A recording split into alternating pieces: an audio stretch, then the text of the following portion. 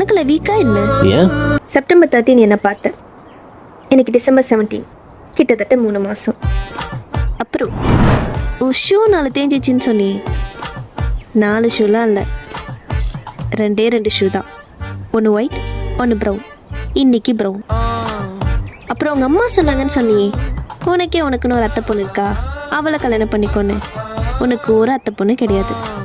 உங்க அம்மாவே 3 மாசம் ஒரு பொண்ணு பின்னாடி சுத்திட்டு இருக்க, இன்னமாட அவளை கரெக்ட் பண்ணலன்னு சொல்லி கேள்வி கேட்குறாங்க. கரெக்டா?